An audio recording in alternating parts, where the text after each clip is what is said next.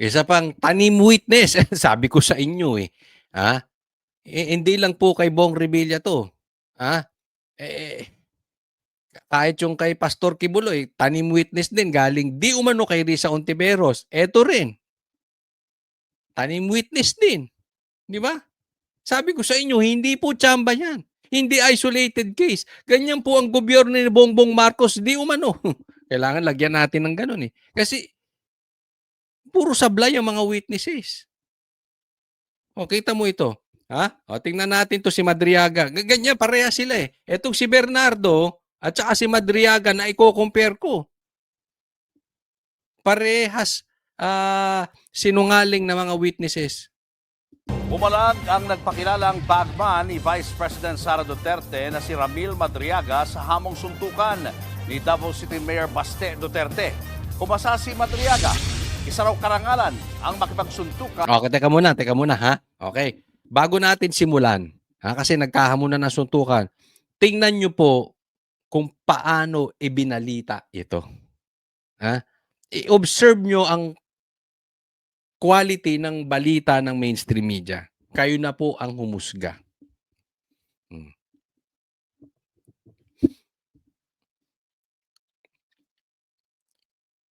Kay Mayor Baste. Sa handwritten na sulat ni Madriaga, sinabi niyang kung magpupunta sa Annex 2 ng Camp Bagong Diwa si Baste, handa siyang makipagpalitan ng suntok, sipa, uppercut at kahit pa headbutt. Ito ang sa akin, okay? Bakit ba nagkahamunan ng suntukan? Bakit ba ito hinahamon ni Baste? Kasi fake news 'to. Ha? Kasi sinabi daw ni PRRD na bakla si Baste. Doon pa lang fake news na, eh. Yeah. Alam mo, ako nabiktima rin ako niyan, ha, ng ganyan. May nagbalita sa akin na isang bakla ay bakla daw din ako. Pero yung mga totoo kong kaibigan at lalo na yung mga malalapit kong kaibigan at kapamilya ko, alam hindi ako bakla.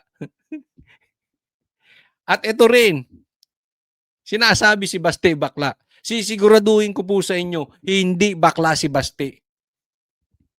Ako na po nagsasabi. Kaya fake news to. Sinabi daw ni PRRD bakla si Baste. Eh natural, hahamunin mo suntukan. Diba? Yun nga lang, walang kwenta tong kalaban. Kasi si Baste, maraming mawawala sa kanya. Ito sino ba to? Patapon buhay nito. Tandaan natin kidnapper to. Ha? Ang kaya lang nito mga bata. Hindi naman lalaban ng patas yan, eh. Natural, pag mangingidnap ka, marami kayo. Sinong kikidnapin nyo? Di bata. Siyempre, may mga armas kayo. Yan ang alam nito. Pero pag patas na laban, kaya ba nito? Kung suntukan, wala itong binatbat. Diba? Ngayon, lalabanan daw niya si Baste. Unang naghamon ng suntukan si Mayor Baste nang banggitin siya ni Madriaga sa supplemental affidavit nito. Nakasaad kasi doon na tinawag umanong baliw at badi ni dating Pangulong Rodrigo Duterte ang mga anak nitong sina Congressman Pulong at Mayor Baste. Kaya buwelta ni Baste, suntukan na lang ng walang restrictions. Kahit isama pa raw nito si dating PNP Chief General Nicolas Torre III at ang isang anyay Bangag. Ayan. Isama mo ni si Torre at si Bangag. Suntukan tayo. Pumayag naman si Kaya lang, may kondisyon, etong si Madriaga, kung lalaban siya ng suntukan. Kung matatandaan, dati na rin naghamon ng suntukan si Mayor Baste kay Torre. Umasa si Torre at ni-livestream pa nga ang kanyang paghihintay sa boxing ring. Pero ni Anino ni Baste, hindi nakita. Ang galing ng balita, di ba? Naghamon si Baste, pero dati niya na ring hinamon si Torre.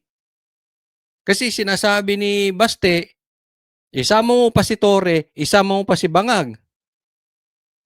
Ngayon, binalita na itong news channel na ito, ay hinamon ka ni Baste, ay hinamon ka ni Torre. Pero hindi ka naman nagpakita. Tanong, yung ba ang kumpletong istorya? Ganun ba ang nangyari? Ngayon, balikan muna natin yung excuses ni puntahan mo, sa madaling salita, puntuhan mo ako sa kulungan, doon tayo magsuntukan. Siyempre kaya lumaban niya si Madriaga kasi alam niya hindi puwedeng mangyari. Kung gusto mo ng makipagsuntukan, magpaalam ka diyan sa mga pulis mo. Puwede ka namang lumabas, gumawa kayo ulit ng ring, suntukan kayo, 'ba? But anyway, tingnan natin 'tong balita na 'to.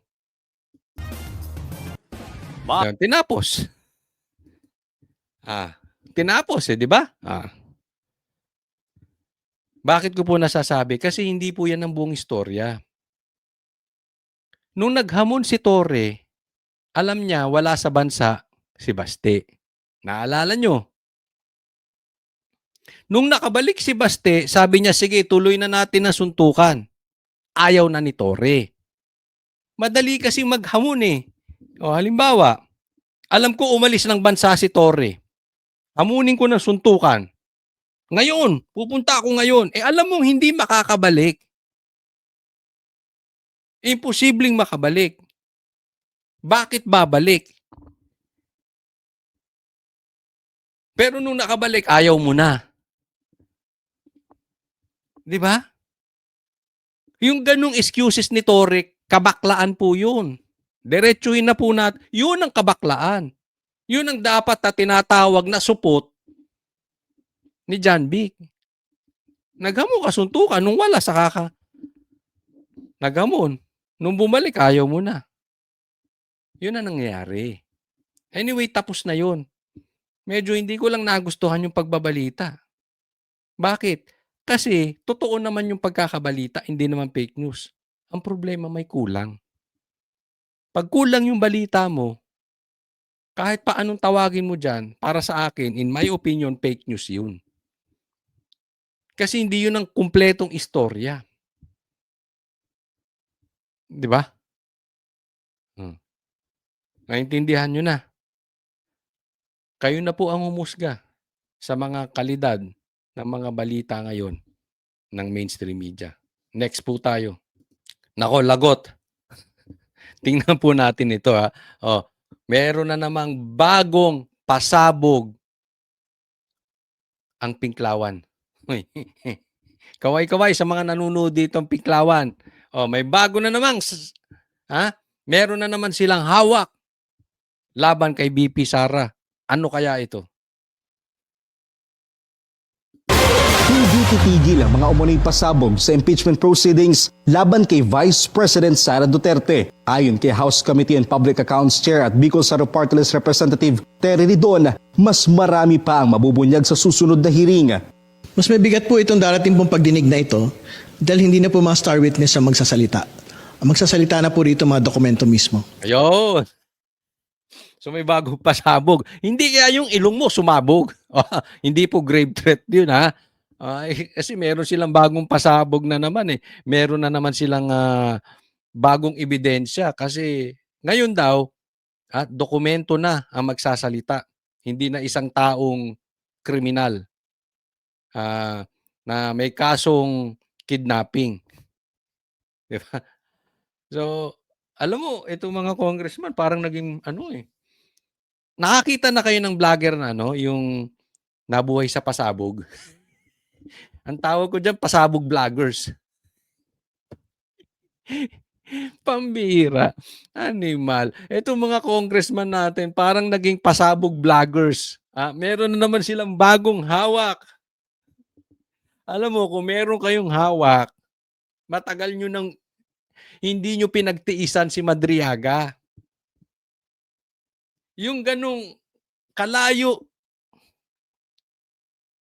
na witness, kalayo sa katotohanan na witness. Alam mo, nagmukha kayong tangalo doon Pinatulan nyo yun. Kumbaga sa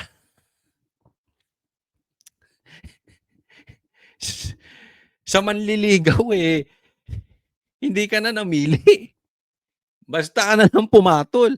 Ganun kayo kadesperado. Ramdam ng taong bayan, buong Pilipinas kung gaano kayo kadesperado. Kaya wala kayong hawak. Kasi kung meron kayong hawak, hindi nyo pinapatulang kung sino-sino. Na pati ultimo, si John Vic gustong gawin ng Pink Lawang gawing kandidato. Pati si Tory gustong gawing kandidato. Di ba? Ganyan kayo kadesperado.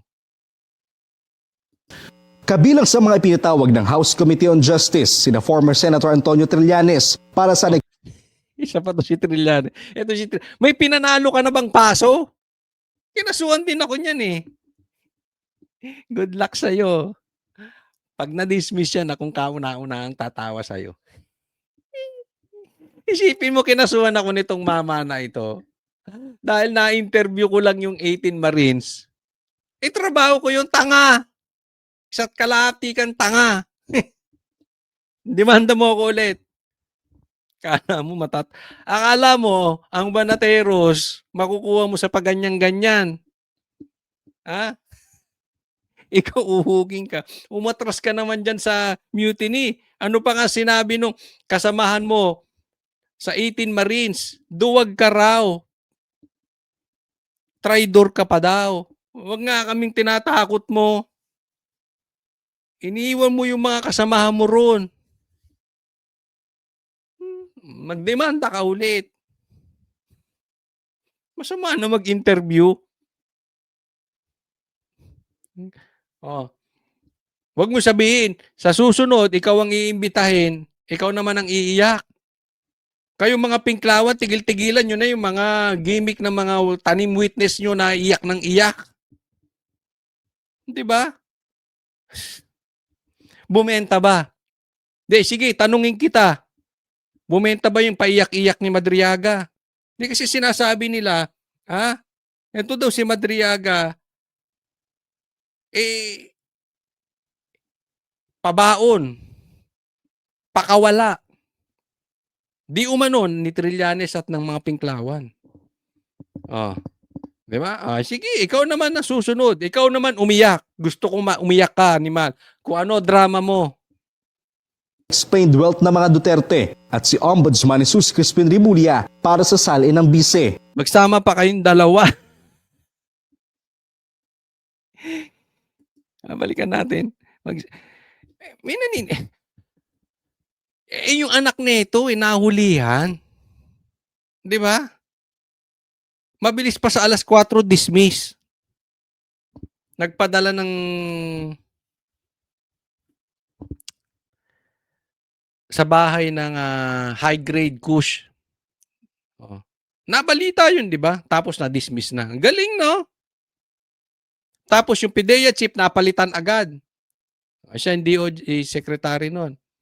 So, sila ngayon magbibigay. Yan ba yung sinasabi ni Ridon, may pasabog kayo? Na ikaw naman ay napadala na kasama mo daw na nabigyan ng pera ng pag-aasikaso sa ICC, sabi ng 18 Marines, at kinonfirma rin ni Boying na kayo rin ang magkasama sa pagpapadala sa ICC kay PRRD. Ngayon may pasabog kayo kay Sara. Sinong tanga maniniwala sa inyong dalawa? Hindi, kayo mga maniniwala ba kayo sa sasabihin nito? Alam mong galit sa Duterte, lalo na to si Trillanes. Ito si Boying, iba, negosyante lang siguro to. Kung asaan ng masarap, dun yan. Pero si Trillanes, wala talaga yan. Sige, tanong kayo, maniniwala ba kayo kung ano pa ilalabas na ebidensya nitong dalawa? Yan na ang star witness nyo. Ridon? Sila na ang pasabog? Wow. Good luck. Pero tila imposible na raw na sumipot pa si VP Sara sa Kamara. Siyempre sa dulot-dulo naman ho, yung pong pangalawang Pangulo po yung magpapasya, kung magpapakita siya o hindi. Dahil pag nagpakita siya, madidismantle na po yung posisyon nila sa Korte Suprema dahil kina-question niya ho yung pong pagkakaroon mismo ng proceedings. Hindi na invited ang nagpakilalang bagman umano ni VP Sara na si Ramil Madriaga sa susunod na pagdinig. Naisumiti na rin ang Hindi na invited. Bakit? Nagkalat eh. Believe ako rito, pag nasampa yung impeachment at talagang nagkaroon na ng pagdinig sa Senado, kasi sa Senado po talaga didinggin yan. Baka umihi sa salawal ito pag natanong to ni Marcoleta. Pag ito natanong ni Cayetano, ni Marcoleta, ni Escudero, baka umihi sa pantalon to. Kaya lang, si Lacson, kahit hindi tinatanong, baka siya naman ang sumagot. Yung mag-boyfriend. Itong dalawang mag-boyfriend na si Lacson at saka si Tito Soto. Kahit hindi sila tinatanong, sila sumagot. Walang alam to, anong isasagot niyan? Lahat ng sinabi niya kasinungalingan, pati yung painting. Magkaibigan daw sila ni Sara pero meron siyang fan sign. Gago rin no? Ngayon, hindi na iimbitahan sa susunod. Bakit? Nagkalat. Kung matibay yung ebidensyang binitawan nito, si Madriaga, at ito ay totoong witness na totoong malapit kay Sara, pauulit-ulitin nila yan. Kahit pilipitin ni Marcoleta leeg niyan, yung totoo, totoo. Hindi matatakot na ibabalik at ibabalik yan dyan sa Kongreso. Nung nakita nga itong si Marcoleta, tumayo eh. Yung anak pa lang yan. Pagdating yan sa Senado, ihi sa salawal yan. Nalabanan pa ng suntukan si Baste. Baka mangiyak, lalong umiyak, humagulgul yan. Tapos po ito si Madriaga. Kaya ayaw nang imbitahan eh. kampo ni Madriaga ang kanyang supplemental affidavit sa Office of the Ombudsman para sa angkop na pagsusuri sa mga pahayag niya sa Kamara. Para sa agenda ay sayang. Alam mo? Sabit. Sabit lahat ang pagpaplano ni Trillanes ng mga pinklawan laban kay VP Sara. Ay, yan ang kumakalat eh, di ba? Kayo na humusga. Ha? Pero kung opinion nyo, tatanungin ko, lahat nitong mga planong ito, kargado, pakawala ng pinklawan. Sabit. Sabit ang mga plano nila. Eto, malaking ebidensya na sabit yung mga plano nila. Tingnan po natin to kasi sinabi, mahina daw ang ulo nitong si Sara, sabi ni Madriaga. Tingnan nyo kung gaano sila ka-fake news. Ang problema, hindi nila alam nitong pinklawan bubuelta sa kanila ngayon. Nayari sila. Di ba? Gusto nilang siraan si Sara, mahina ang utak, at tinulungan lang para makapasa sa bar. Pero tingnan natin compare natin. Si Sara, first take, nung nag-take ng bar, pasado. Ang score, 80. Si Lenny, pumasa, take 2. So, ibig sabihin, nung una, bagsak si Lenny. Nagigets nyo? Si PRRD, pasado rin. Again, one take. Gets? Gusto nilang sirain si Sara nitong mga pinklawan para umangat si Lenny. Ang problema, pag fake news, pag nag-iisip ka ng masama sa kapwa mo, ayaw niyong lumaban ng patas, hindi niyo alam, yung mga pinagpaplano ninyo, bumabalik. Di bumalik. Sinong nasira dito? Nalantad tuloy si Lenny, take 2 sa bar. Sino mahina utak? Yung take 1 o yung take 2? Anong score ni Lenny sa bar? -2 kay Sarah. So I assume 78. Si Sarah kasi 80. Puntahan pa natin. Si Risa Ontiveros, yung pinagmamalaki ng Pinklawan bukod kay Lenny. Hindi abogado. Si Bongbong Marcos, na kinakain suka ng dilawan. Hindi rin abogado. So, sino nasira? Yung sinasabi nilang mahina ang utak ni Sarah. Kasi alam mo, binanggit pa yan eh. Hindi ko nga maintindihan ba't binanggit pa ni Madriaga yan. Halatang halata na hinug sa pilit. Pinagpilitan lang ibanggit kasi wala namang connection yan dun sa confidential funds. Kailangan lang niyang banggitin para masira si VP Sara. Yun lang ang purpose. Wala pong koneksyon sa pagnanakaw sa kaban ng bayan. Pero dahil sa kadesperaduhan ng Pinklawan, ginawa nila. Ano ngayon? Nagbuwelta. Di ba lugaw yan si Lenny? I mean, siraan nyo na siguro si Sara sa ibang lugar. Wag na yung pagiging kurap or yung mahina ang utak. Kasi babalik po sa inyong lahat. Next. Eto. Pag-usapan po natin parang medyo nagbaw dito si Ping Lacson kay Panelo medyo parang parang type ni ni Lacson si Panelo Sige, pakinggan po natin. Kahapon, we had Attorney Sal Panelo on the show, and he says he's confident only 4 members of Senate will vote for the Vice President's conviction. And I will quote you exactly what he said. Sabi niya, 4 na pusakal. yes, sa trial, maniwala kayo, 4 lang ang boboto ng conviction. Kasi yung mga pusakal na kontra kay VP Sara, si Ontiveros, si Pangilinan, si Lacson, si Soto, yung 4 na yon, definitely conviction yun. Can I have your response, please?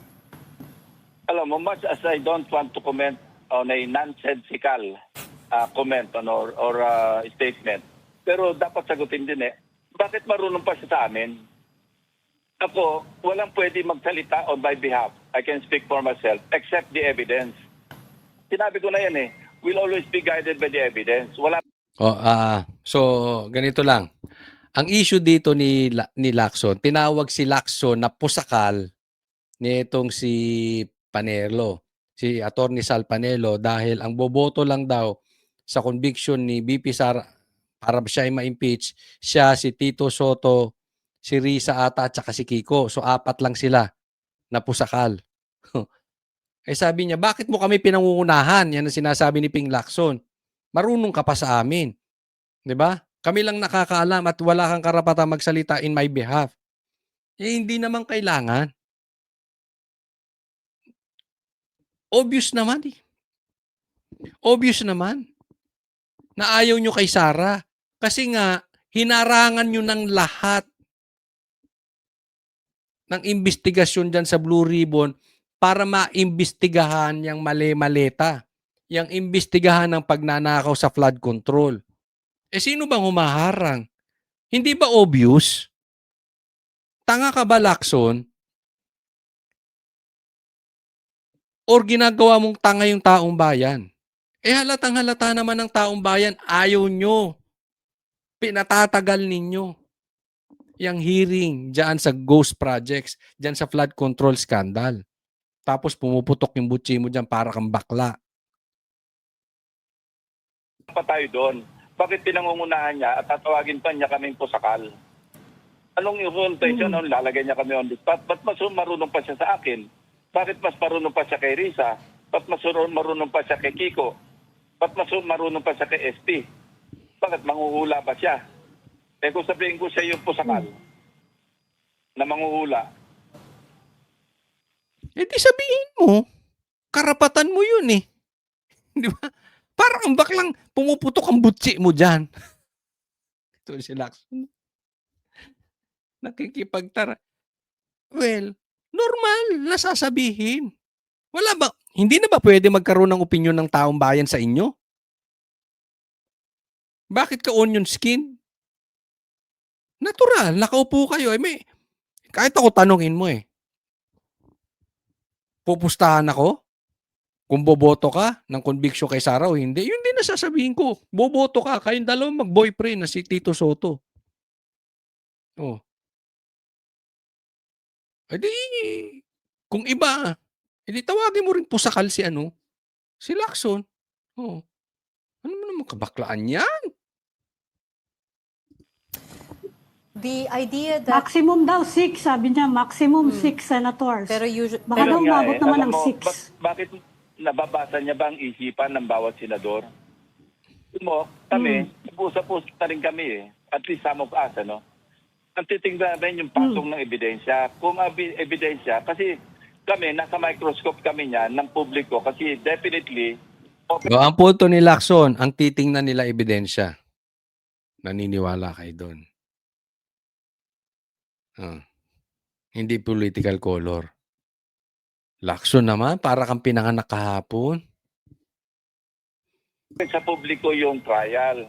As in the case of former CJ Corona, nasa Microsoft kami, kaya babantayan kami dyan, whether or not may intention kami tumakbo pa o wala na.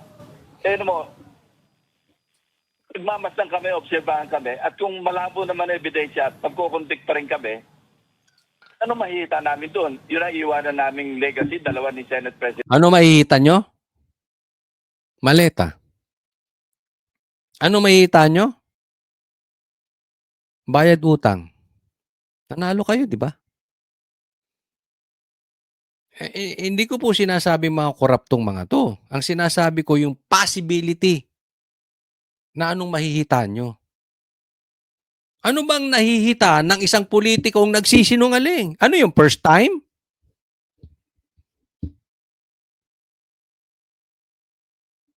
First time bang gagawin ng politiko yan? So, ibig mong sabihin, malinis kayo, sobra. Yang ginagawa nyong yan, malinis kayo, sobra. Ay, wow. Hiyang-hiya naman ako sa inyo ni Tito Soto. Hiyang-hiya ako. President Soto, na kami walang kakwenta-kwentang ebidensya, nag-convict kami. On the other hand, ang tiba na ebidensya, tapos pag-a-appoint kami. Saan naman kami lalagay niyan? Yan ba ipapamana namin sa mga anak namin, sa mga apo namin?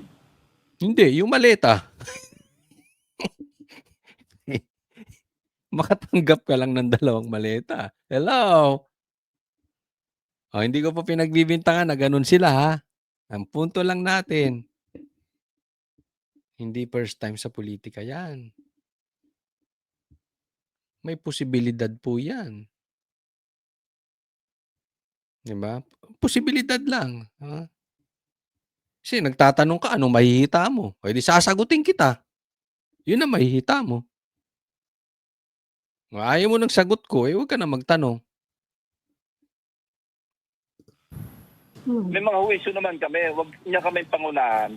Kasi yun ang talagang complete nonsense. Yung sasabihin mong 4 yung sigurado magko-convict. Hindi lang sa pusakal, ungas siya, ungas. Pero para lang sa ating tigapakinig, ang ibig sabihin kayo ng pusakal. Thank you. Galing yan sa sa salitang pusa sa kalye. Pusakal, ito nang galing yan. Hindi ko naman tinanong. Usually, ang ibig sabihin yan, adik. Diba? Yun ang ibig sabihin yan. Pero marami akong pusakal pwedeng na isipin magnanakaw. kay Senator Ping Lacson, pero Pusakal hindi ko na siya sinungaling. maisip na adik. No? Yeah. But the idea that confident sila that she will win if the impeachment case goes to a Senate trial, and that it's going to be a numbers game, that's what Attorney Sal Panelo said. Yeah. What do you think of that? Does it have any basis at all, given that, let's be honest, medyo divided nga naman talaga ang Senado? Walang basis at all. Kasi alam mo, ang pinaka-saving grace ni Sal Panelo, yung anak niya, ang layo, yung anak niya, ang layo ng bagsak ng prutas doon sa puno. Iba yung ibang aura ng anak. Ako, umahanga ako doon sa anak. Ay, naku, crush mo pa, Hindi, nagtatanong lang, crush mo, pogi. Ayaw mo ng matanda, gusto mo yung bata. Why, hanga siya dun sa ano. May itsura yung anak niyan. Why? Kasi na-interview namin yung anak niya, di ba? Oo nga. Hindi, yung anak naman kasi niya, diretso magsalita. Yung nauukol lang sa batas. No? Wala yung mga pusakal, wala mga ganyan-ganyan. Pero totoo naman yung sinasabi ni nung tatay ni Attorney Sal. Totoo naman. Opinion niya 'yon, pero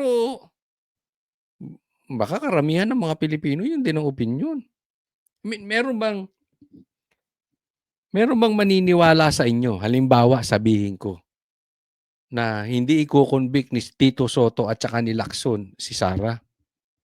May maniniwala ba sa inyo na halimbawa sabihin ko sa inyo na excited imbestigahan ni Tito Sotto at ni Lacson yung patungkol sa maleta at sa ghost projects?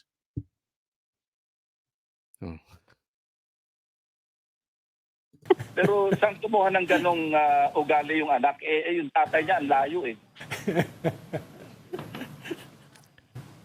I don't know. Tawa ng tawa, baka mamaya matrouble ka na naman. 18 to 20 daw yung Alam mo, 18 to 20 yung expected niya. Alam mo, sa kagaganyan niya, baka malaglag siya from the kisam eh. Sorry. Dati rin, Alam sigurado mo ba yung sila mga nalalaglag nag-aabot sa sa kisam eh? ICC. Kung ano yun? Yes, sir. Ano yun, Ako alam ano ko yun? yun. Hindi ko alam. But, so Tanong no, nyo kay Ronald, kung ano yung minsan nalalagdag sa kisam eh. Galing sa kisam eh. Si Pilio. Nalalagsak sa... Butiki. I don't know what tuko is. Lizard. Hindi mo nang tuko. Lizard. But Gecko. anyways, It's a Tuko. lizard, Gecko. no? It's a lizard. Hindi ko sinasabi na kamukha ni Lizard. Paneros yung lizard. But the reason I keep coming back to this is, yes, so you don't think there's any basis? Kasi, when you look at how the Senate votes now, even case in point yung partial report niyo, Senator, they're mostly doing so along party lines, hindi ba? I don't know. I can only speak for myself. Ako titingnan ko ebidensya eh. Wala akong decision ngayon eh. Okay. Nanood niya ako doon sa testimonya ni Madriaga, pero wala, di ko mambibig ko eh. Bakit ako magko-comment? Magiging senator judge ako. Parang it's almost a certainty na Correct. itatransmit sa amin yung articles of impeachment. Yeah. Even to comment positively or negatively doon sa testimonya ni Madriaga, yun lang, inappropriate na eh. Yeah. Wow.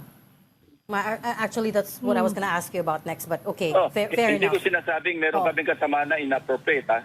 Pero dapat wag mag-comment. Kami yung huwis eh.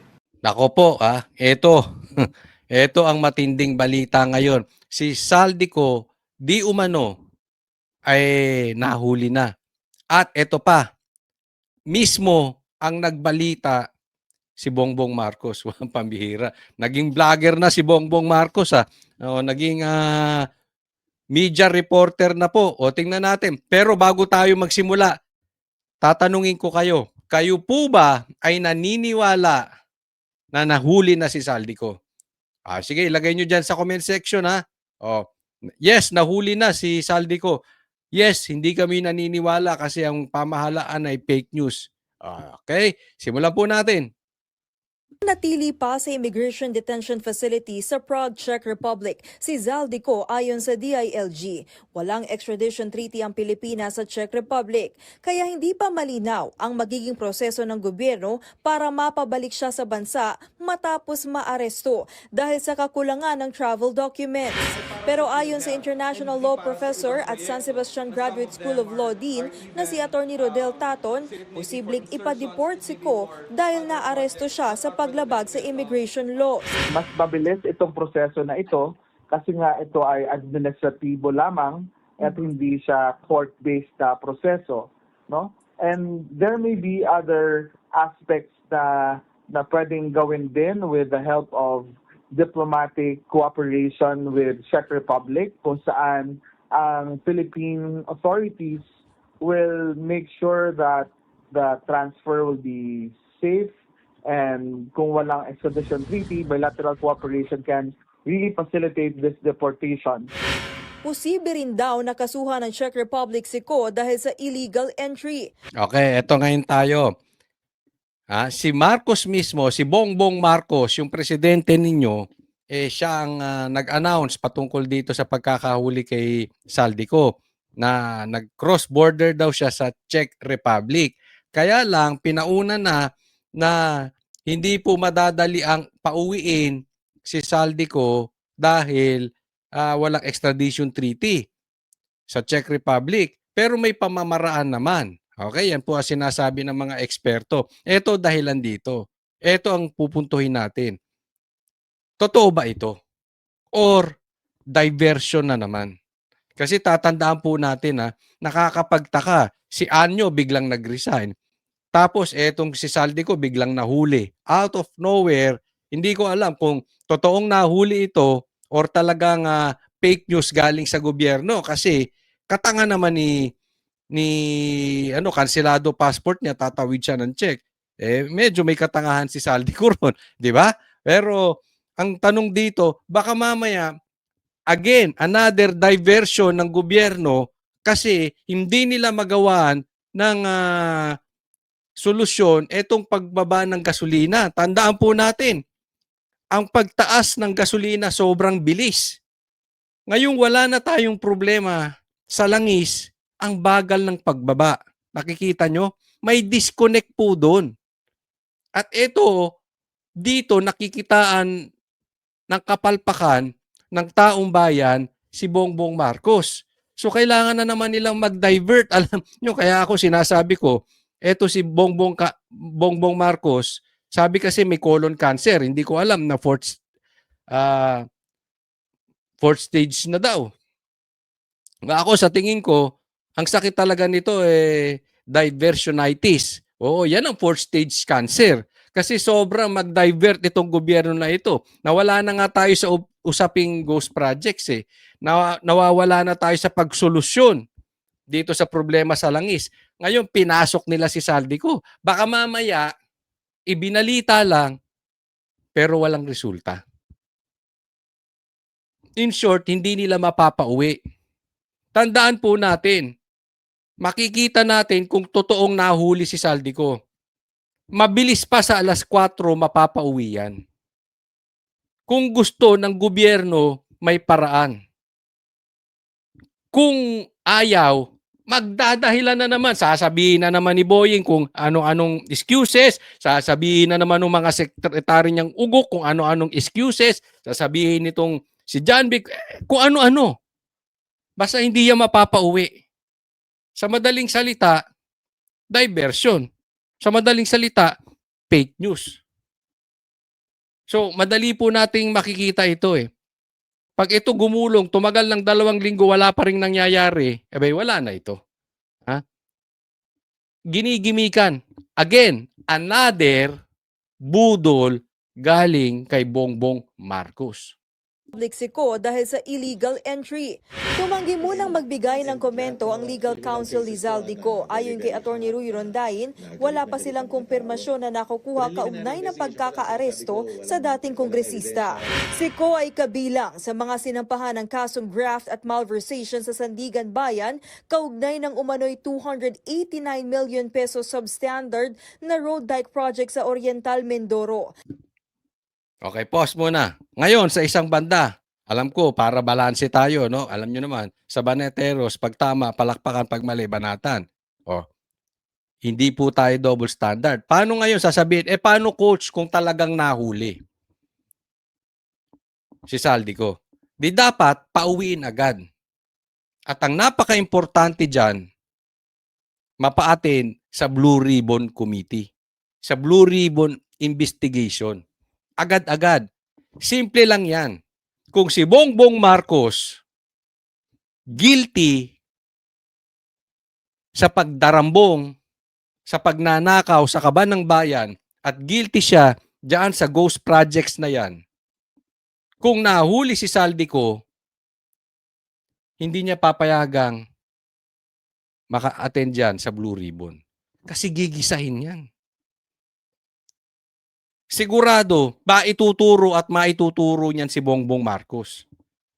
Kaya kung napauwi yan at hindi dinala sa Blue Ribbon, garantisado po si Bongbong Marcos guilty. Ngayon, kung hindi guilty si Bongbong Marcos, dapat paatin mo ng Blue Ribbon yan para maimbestigahan ng maayos. Kailangan malaman ng publiko kung sino talaga ang mastermind. Ayaw na namin ng fake news, ayaw na namin ng excuses. Yang lintik na ICI na yan, excuses lang yan, kita mo. Inimbestigahan yung anak niya, tsaka yung pinsan niya. Oh. Executive session, hindi naman tinelevise. Sabi ila-live nila. Hindi naman ni-live. Tapos ngayon walang nangyari. May napatunayan ba yung ICI? Wala. Binudol ka lang. Binudol ka lang ng ICI, binudol ka lang ni Bongbong Marcos. Binudol ka, binudol tayong buong Pilipinas. So dito makikita natin, napaka-importante na magiging resulta within the following days. Kung talagang nahuli si Saldico, meron na silang ebidensya dyan. Pansinin ninyo, puro report. Nag-announce lang si Bongbong Marcos, ginaya niya lang si Boying. Pero wala pa lumalabas. Antayin natin. Ngayon, kung meron lumabas, dapat diretso sa Blue Ribbon. Wala nang excuses. Lacson, Tito Soto, wag na kayong mag-excuse mga animal. Puro na lang excuses. Ang gusto naming makarating sa Blue Ribbon, yung Marines, si Chavit Singson, si Saldico, imbestigahan kung sino talaga mastermind niyan. Huwag nyo nang harangin Tito Soto tsaka Ping Lacson. Ang naturang proyekto ay kinontrata sa SunWest Incorporated na pagmamay-ari mismo ni Ko.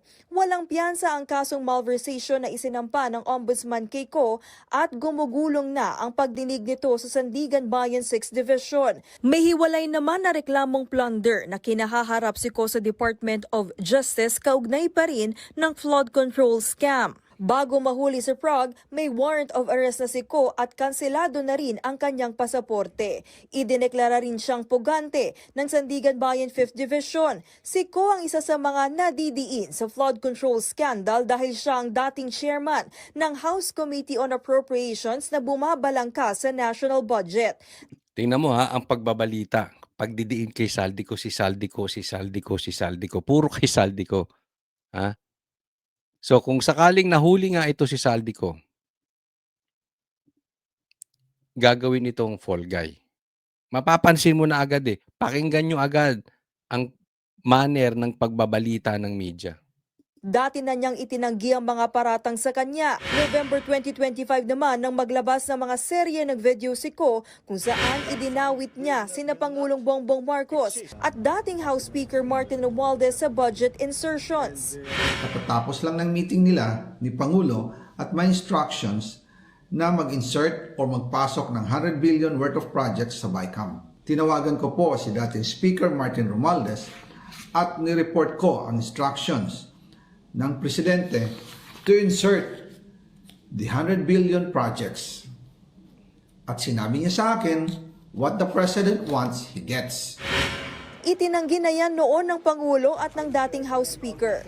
Nitong nakaraang pagdinig sa Sandigan Bayan, isiniwalat ng Anti-Money Laundering Council investigator na abot sa 802 million pesos ang natanggap ni Ko sa pamamagitan ng mga check deposit mula sa kumpanyang SunWest Incorporated. So balik na naman tayo, no? Itinuro kay Bongbong Marcos, basta sinabi, itinanggi na nung magpinsan. Tapos, yung balita dun sa magpinsan, balik ulit kay Saldico. O, idiin ulit. Saldico ulit. Balita kay Saldico.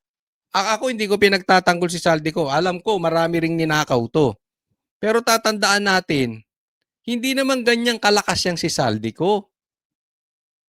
Sino ba yan sa congressman? May nagpapatakbo dyan. And definitely, yung House Speaker. Sino bang may control ng House Speaker? Sabi nga ni Basti, ang talagang nagpapatakbo ngayon ng Kongreso is si Charis. Oh. So definitely si Bongbong yan. Mula 2019 hanggang 2025, ayon sa prosekusyon, mapapagtibay ng mga financial transactions at bank records na beneficial owner si Ko dahil siya ay nakikinabang pa rin sa mga kontrata na nakuha ng SunWest sa DPWH. Ito ay kahit pa So sa madaling salita, nag-ikot-ikot na po yung balita. Hindi natin alam kung meron na bang talagang positive, confirm na balita na nahuli nga si Saldico. Lumabas lang dito sa balita, parang idiniin si Saldico. Kaya po, tingnan nyo tong balita na ito dahil konektado po to dito. Eto po tingnan po natin, nakita ko ito, kakapost lang po ito ni Attorney Harry Roque. Fake news alert. Saldi has not been arrested. No Filipino was apprehended in Prague. Bakit presidente pa ang nagkakalat? Ganyan po katindi. Fake news. Bakit presidente pa ang nagpe-fake news? Ulitin ko hindi ko po sinasabing totoo itong sinasabi ni Attorney Roque. Hindi ko sinasabing ganon. No? Pero syempre, ito si Roque, hindi naman basta magbabalita yan ng kanyang, nang wala siyang nalalaman patungkol dito. Kasi nga siya ay nasa ibang bansa. No? So nababalitaan niya kung meron bang nahuling Pilipino. Okay. So, kung ako tatanungin, wala po akong personal, ulitin ko, wala akong personal knowledge kung nahuli nga si Saldico o hindi. Hindi ko talaga alam kung nahuli si Saldico o hindi. Pero sa aking palagay, sa aking opinyon, tama po si Roque, hindi po nahuli si Saldico. Kasi kung nahuli si Saldico, bakit walang nilalabas na ebidensya? Dapat yan kahit sa ibang bansa may balita na rin yan. Sinasabi, hindi naman basta-basta naglalabas ang ibang bansa. Pero, napaka-unusual na bakit yung presidente ang bigla-biglang mag-a-announce. Diba? Out of nowhere, hindi ko maintindihan yung presidente ba natin vlogger. Ganito lang kasimple. Kung totoong nahuli si Saldico, sana si Attorney Roque tumigil ng kaka-fake news. Ganun lang yan. Diba? Kahit naman kaibigan, pag tama, tama. Pag mali, mali. So, wag sana magbibigay ng fake news. Pero kung tama, ang binabalita ni Attorney Roque, loko-loko talaga tong presidente natin. Isipin mo, kung ano-ano ang naratibo na sinasabi nung kanyang spokesperson na pinagtataguan sa palda na si Auntie Claire, na ang DDS daw ang fake news peddler. Number one fake news yung presidente na yan. Ako, may personal knowledge sa pagiging fake news niyang presidente na yan. Dahil sinabi niya ni isang baril walang pumasok sa KOJC. Nung siege. Nandoon ako. 3,000 hanggang 5,000 pulis ang nasa loob. Lahat po may baril, yung iba nga 2 pa. Pati nga hindi pulis, sinuutan nila ng damit na pulis. Ganyan po kalupit dyan. Kaya hindi po totoo na walang armas ni isa. Lahat po naka-armas. So doon pa lang alam ko na, personal knowledge, fake news yung presidente na yan. Nakita ng mata ko, hindi ko lang nabalitaan. And yung mga sunod pa na balita, talaga namang matindi po ang pagpe-fake news ng presidente. Diba?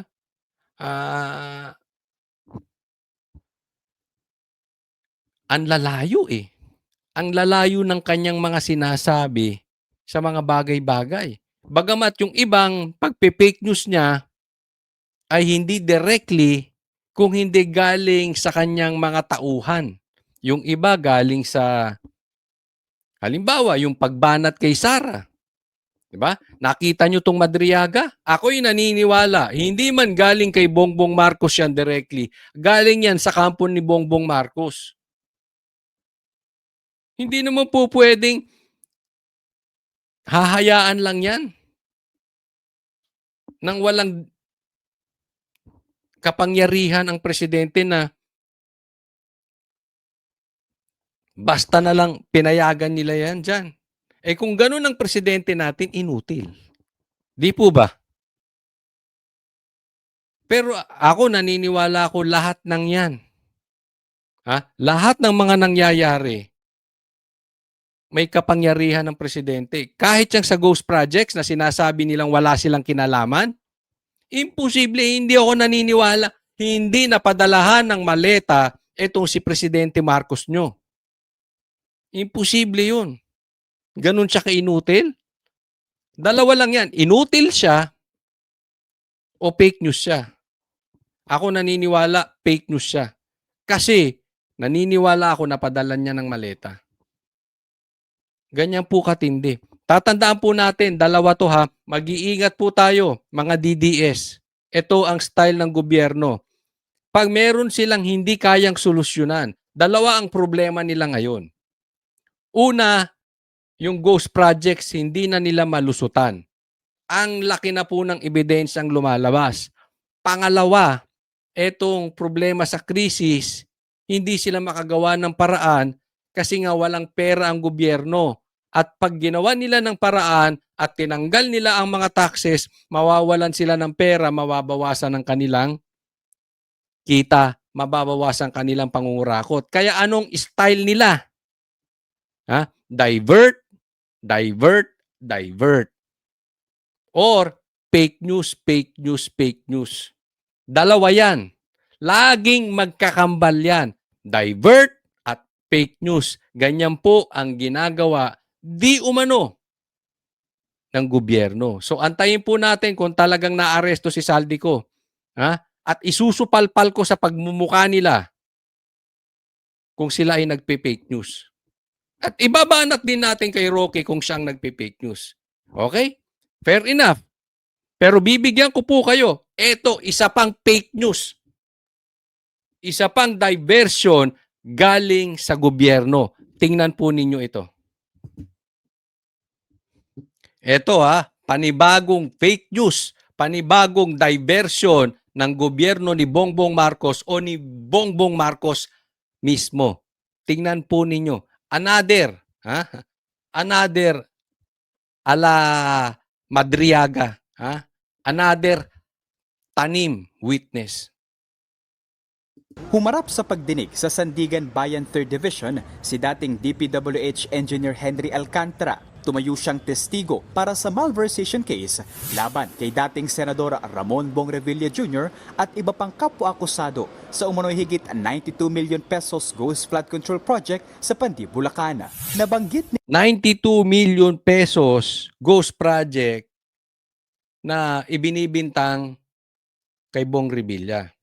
Samantalang, yung mga mali-malitang dinideliver sa kanila, billion po. Nakikita nyo, doon pa lang. Ang laki na ng pagkakaiba. Nagfo-focus sila kay BP Sara sa 150 million confidential funds. Pero hindi nila kayang tingnan yung billion na confidential funds ni Bongbong Marcos. Same thing dito.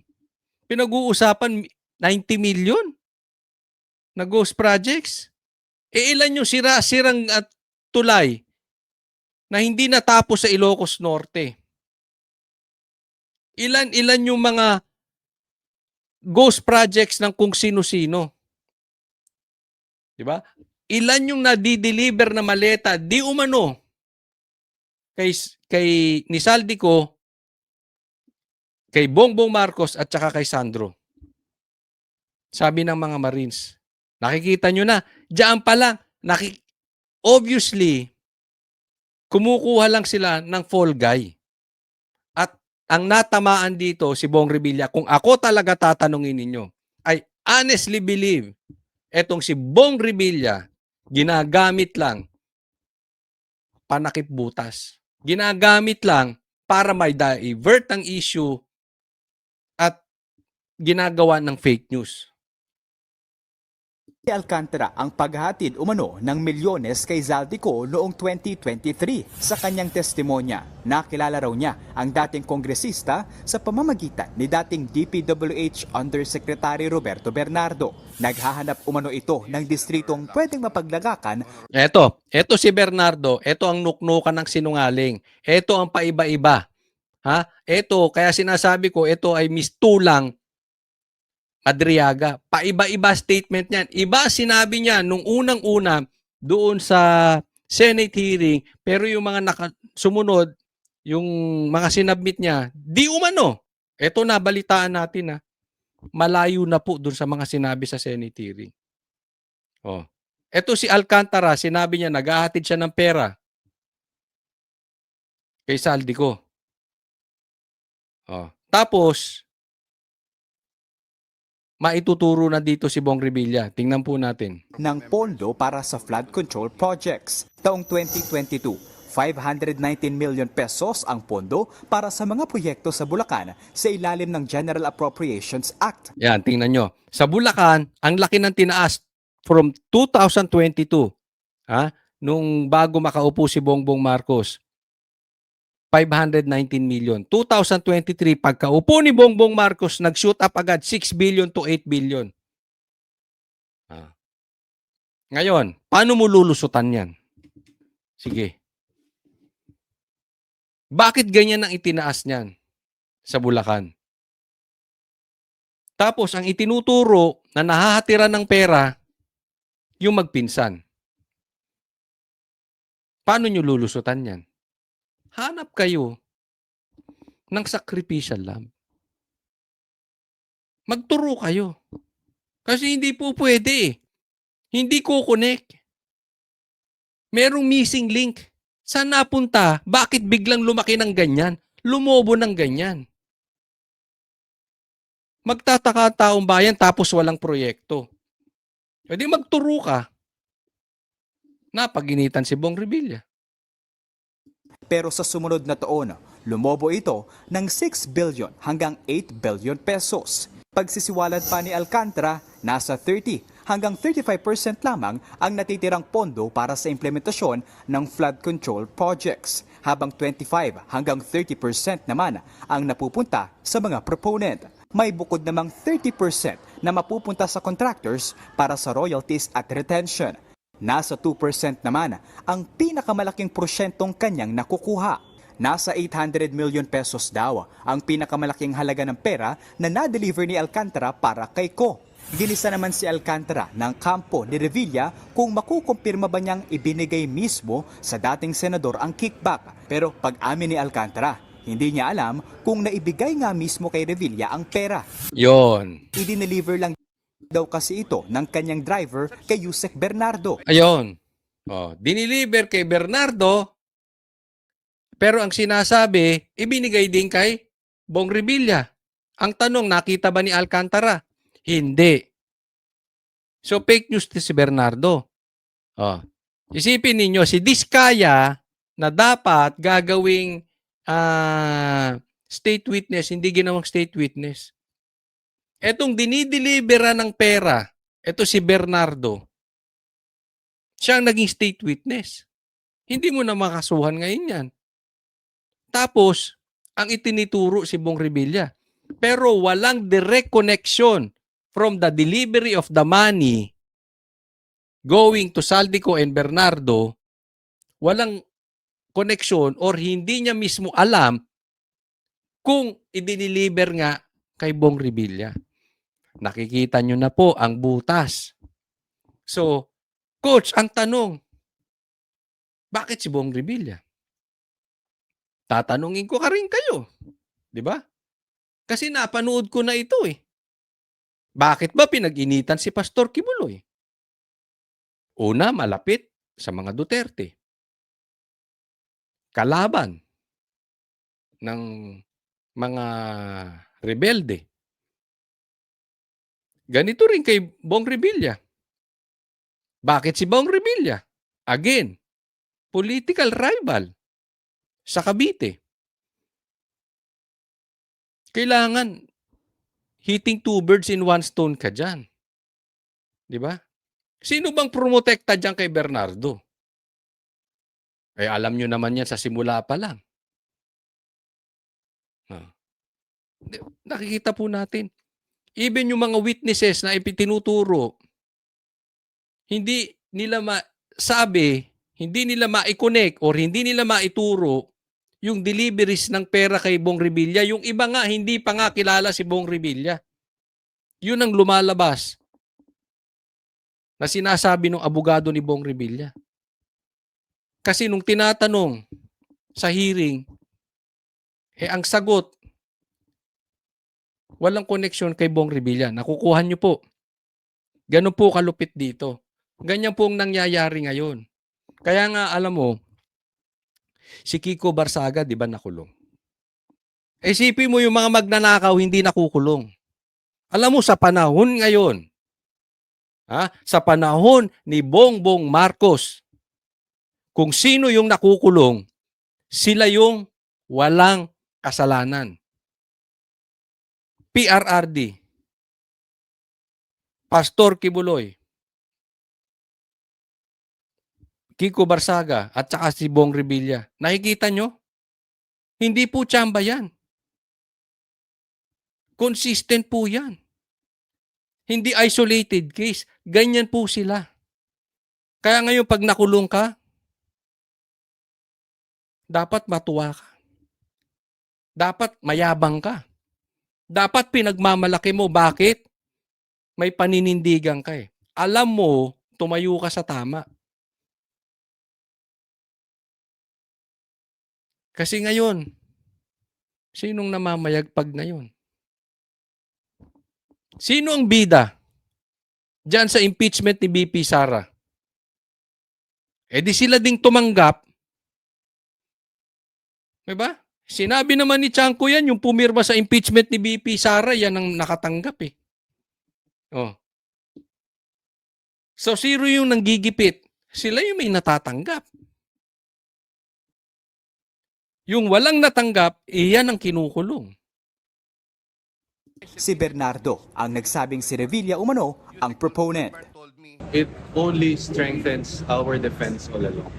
That si former Senator Bong Revilla does not have any participation or any involvement in the so-called alleged ghost flood control project. Very, very false. Ano bang gusto niyo sabihin? 1,000%? 100%? It's totally, absolutely false. Ako naniniwala ako dito kay Attorney, no? Bagamat di ko siya kilala, pero ilang beses na nangyari to sa gobyerno eh. Di ba? Ilang taon na si Bongbong Marcos. Pirmi ng pirmi ganyan nangyayari. Ganyan ang nagigipit eh.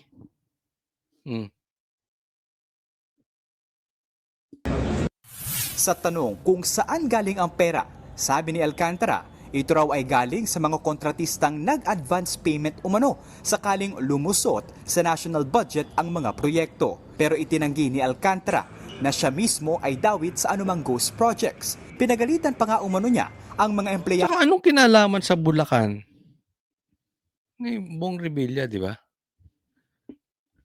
Sa Bulacan 1st District Engineering Office nang malamang non-existent ang flood control project sa Pandi, Bulacan. Kasunod ito ng revelasyon ni Pangulong Bongbong Marcos sa kanyang SONA noong nakaraang taon. Wala, Bongbong, fake news ka talaga. Okay, hindi ko sinasabing si Bongbong Marcos ang may pakana nito ha. Okay. Pero, ako in my opinion, galing sa kampo nila yan. Kung hindi man directly kay Bongbong Marcos, galing yan sa mga nakapaligid sa kanya. Sa kampo nila. Para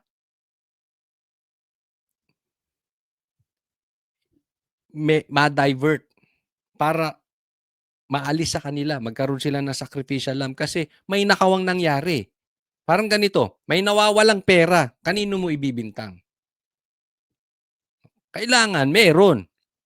Saan napunta yung pera? Turo ka. Kung sino-sinong pagtuturuin mo. At ang pinakamalaking tao na naituro nila, si Bong Revilla. Di ba sabi may makukulong? So para mapanindigan nilang may makulong, itinuro yung walang kinalaman. Kasi pag pinakulong mo, totoong meron na natanggap, ituturo si Bongbong kasi kokonekta yun eh.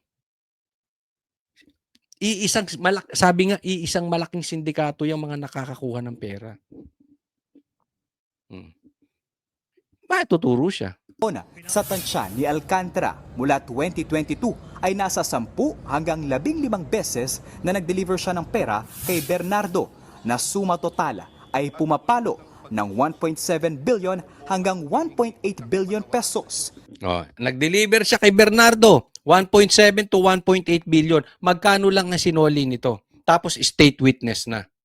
Ang pinuputok ng butsi nitong si Boying na pinagtalunan nila ni Marcoleta kaya hindi niya magawang maging state witness si Diskaya kasi magsosoli muna ng pera. Ang laki pala ng na-deliver dito kay Bernardo, billion. Tapos ang isinuli, barya lang, state witness na. Ligtas na siya. O kailangan niya magturo. Kita mo? Ganyan po ang gobyerno ni Bongbong Marcos. Masaya na siya. Kayo, tanungin ko kayo. Halimbawa lang, makapagnakaw ka ng bilyon. Magbalik ka ng 300 milyon. Okay na sa'yo?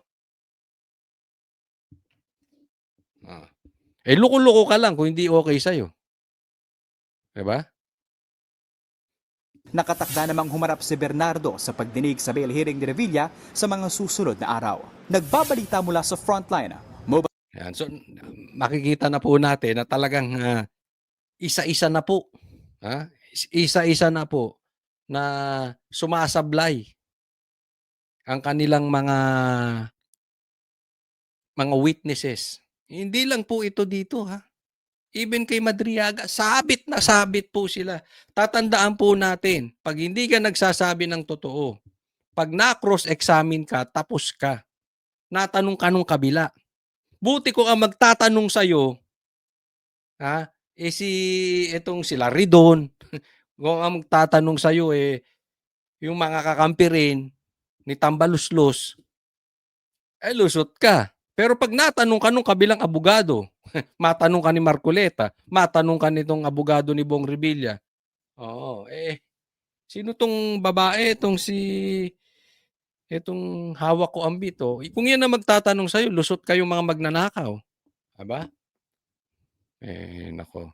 Okay, hanggang dyan na lang po muna tayo. Maraming salamat sa pagsubaybay nyo sa channel na ito. Sana po ay wag pong kakalimutan. Napaka-importante sa akin. Baka naman, libre naman po yan. Like nyo po itong video na ito. And sana po, tuloy-tuloy po kayong mag-subscribe dito sa channel. Again, libre po mag-subscribe ha. Kiklik lang nyo yung subscribe button dyan. Makakatulong na po kayo. Maraming salamat sa patuloy na pagsubaybay kay Coach Oli News. God bless everyone.